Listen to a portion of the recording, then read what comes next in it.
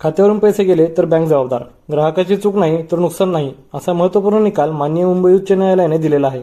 नमस्कार, मी ॲडव्होकेट अक्षर राऊत, कोर्ट कचेरी या यूट्यूब चॅनलवर आपले स्वागत आहे.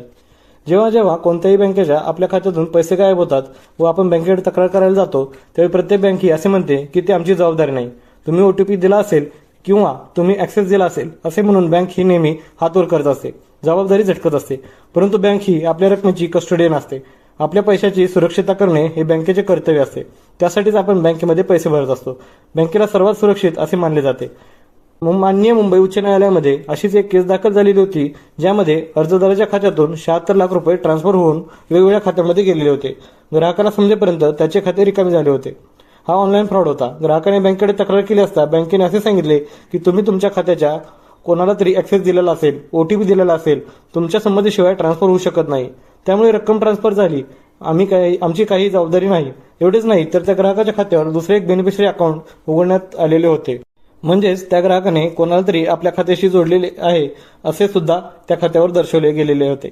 बँकेने सांगितले की तुम्ही बेनिफिशरी खाते सुद्धा बनवलेले आहे व ते खाते बनवण्यासाठी वेळ गेलेला होता, त्यासाठी OTP द्यावा लागतो. त्या वेळेमध्ये तुम्हाला कळणे गरजेचे होते व त्यानंतर अनोळखी खात्यामध्ये रक्कम ट्रान्सफर केली गेलेली आहे, त्यामुळे तुम्ही स्वतःच काहीतरी केलेले असेल, त्यामुळे आमची कोणतीही जबाबदारी नाही, कारण आम्ही स्वतः काहीही केलेले नाही, आमच्या कर्मचाऱ्यांकडून काहीही झालेले नाही. बँकेने अशी उत्तरे दिल्यानंतर त्या ग्राहकाने सायबर सेलकडे म्हणजेच ऑनलाईन फिर्याद दाखल केली.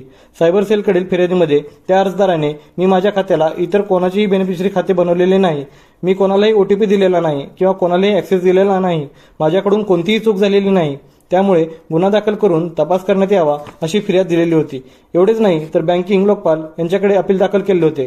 बँकिंग लोकपाल यांनी निर्णय देताना त्या ग्राहकाने दुसऱ्याचे बेनिफिशरी खाते आपल्या खात्याशी जोडले गेल्याचे दिसत आहे, त्यामुळे ती रक्कम देण्याची जबाबदारी बँकेची नाही असा निर्णय दिलेला होता. परंतु सायबर सेलचा जेव्हा तपास झाला तेव्हा त्यामध्ये असे दिसून आले की ज्या ग्राहकाने खाते होते त्या ग्राहकाला दुसऱ्या व्यक्तीने बेनिफिशरी खाते स्वतःच्या अकाउंट जोडण्यासाठीचा कोणताही OTP गेलेलाच नव्हता. एवढेच नाही तर त्या ग्राहकाने बेनिफिशरी अकाउंट स्वतःच्या अकाउंटला ॲड केले असेही कोणते रेकॉर्ड ऑनलाईनमध्ये दिसून आलेले नव्हते. जर बेनिफिशरी खाते ॲड करण्यासाठी त्या ग्राहकाला OTPच गेलेला नसेल तर त्या ग्राहकाने ते ॲड केले कसे असे म्हणता येणार नाही. त्यानंतर जबाबदारी कोणाची आहे हा प्रश्न निर्माण झालेला होता. बँकेने म्हणजेच बँक ऑफ बडोदा यांनी आपले म्हणणे मांडताना आमच्या कर्मचाऱ्यांनी काहीही केलेले नाही, आमच्या बाजूने कोणतीही ट्रान्झॅक्शन झालेली नाही, आमची काही चूक नाही, त्यामुळे आम्ही रक्कम देण्यास जबाबदार नाही असे म्हणून हात झटकले. त्या केसमध्ये न्याय निर्णय देताना माननीय मुंबई उच्च न्यायालयाने ग्राहकांना दिलासा देणारा निर्णय दिलेला असून माननीय उच्च न्यायालयाने असे म्हटलेले आहे की रिझर्व्ह बँक ऑफ इंडिया यांनी 2017 साली गाईडलाईन्स दिलेले आहेत. ग्राहकांनी जर कोणतीही चूक नसेल व ग्राहकाच्या खात्यामध्ये कोणत्याही प्रकारचा फ्रॉड झालेला असेल किंवा बँकेत काही गडबड झालेली असेल किंवा नसेल तरी सुद्धा बँक ही त्या ग्राहकाला पैशाची कस्टोडियन आहे, त्यामुळे त्या ग्राहकाने पैसे परत देण्याची संपूर्ण जबाबदारी ही बँकेचीच आहे. त्यामुळे बँक ऑफ बडोदा यांनी ग्राहकाला त्या खात्यातून गेलेली 76 लाख रुपयाची रक्कम देण्याचा आदेश केलेला आहे. जेव्हा बँकेमध्ये डाका पडतो किंवा बँकेमध्ये फ्रॉड होतो तेव्हा ग्राहकाचे पैसे परत करण्याची पूर्ण जबाबदारी ही बँकेची असते. तर मग ऑनलाईन फ्रॉड झालेला असेल व त्यामध्ये ग्राहकाची चूक नसेल तर ग्राहक जबाबदार नाही, ही जबाबदारी ही बँकेचीच असेल असे सुद्धा माननीय उच्च न्यायालयाने आपल्या निकालामध्ये म्हटलेले आहे. केसचे नाव आहे जयप्रकाश कुलकर्णी व फार्मा सर्च आयुर्वेदिक प्रायव्हेट लिमिटेड बँकिंग अंबसमेंट व बँक ऑफ बडोदा व इतर रेट पोझिशन नंबर 1150/2023. निकालाची तारीख 13 जून 2024.